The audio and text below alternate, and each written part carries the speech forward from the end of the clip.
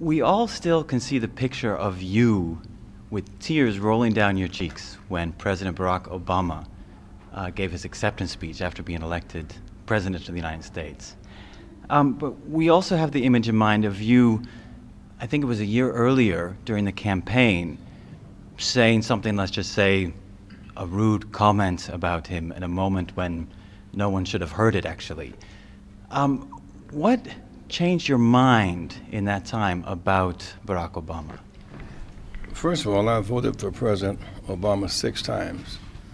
Twice for state senator, twice for U.S. senator, twice for president. In the context of such relationships, sometimes you agree to agree, agree to disagree, but they're not deal breakers. He always was the best candidate, and he prevailed.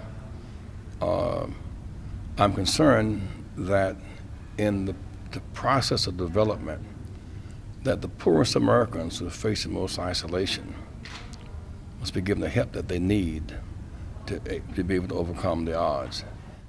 It's now been a year that he's been president, and he is having a rough time of it. He's getting criticism, both from the left and, of course, from the right. How do you think that he's doing? He's doing very well. You know, in a 4-quarter game, you should not be so conclusive at the end of the first quarter. After all, the game did not start 0-0. He inherited a huge deficit, and that America and foreign policy had become isolated. He's had to help overcome that.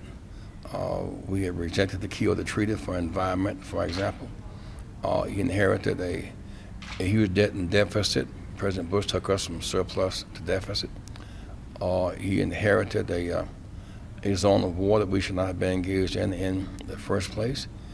He inherited the rising cost of health care, with 50 million Americans without health care and more with inadequate health care, and 50 million Americans who are malnourished. He inherited those issues, and yet he's taken on the health care issue, because even though it's been a rough political battle, fighting for comprehensive health care is morally right, it's necessary, and ultimately it's cost efficient.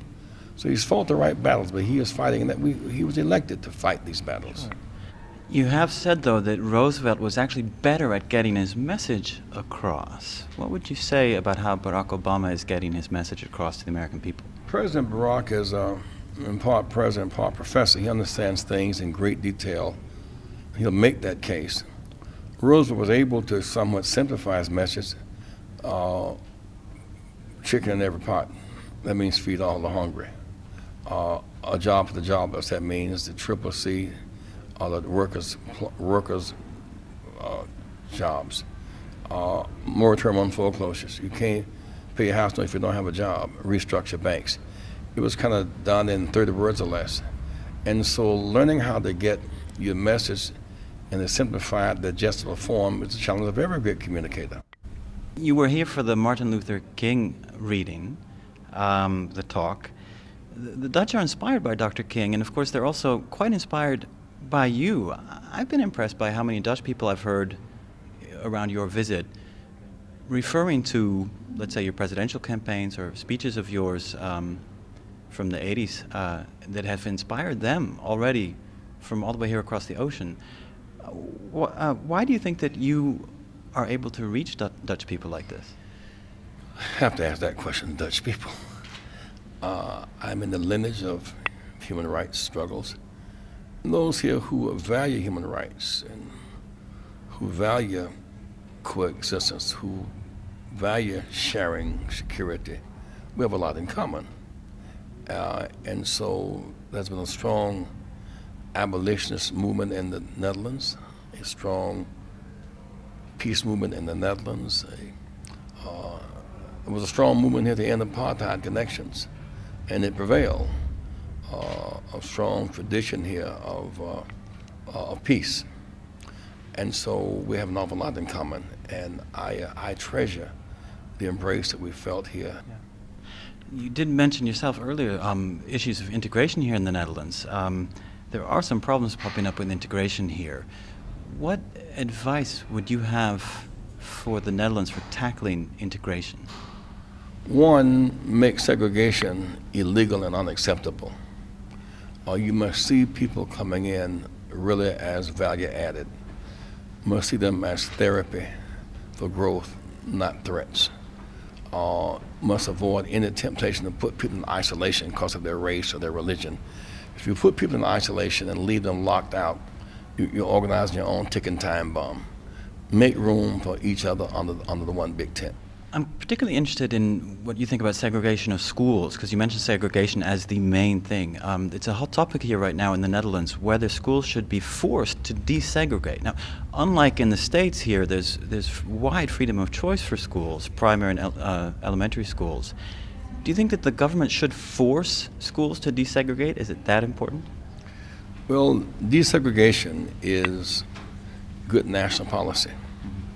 But in your formative years, learning to live with students from other countries and cultures and languages is part of making you complete. As I shared with someone earlier, when Bill Clinton ran for president against Bob Dole, Bob Dole got more white votes than Clinton. Each time his opponent got more white votes, he got more multicultural votes because he could relate to more people in a sensitive way. He could at once be comfortable with whites and blacks and Latinos and Asians and gays. It was his breadth of education, not just his length of education, that made him the winner. So those who would dare be leaders of a great and growing country must be, in their cultural appreciation, more diverse. The world is diverse.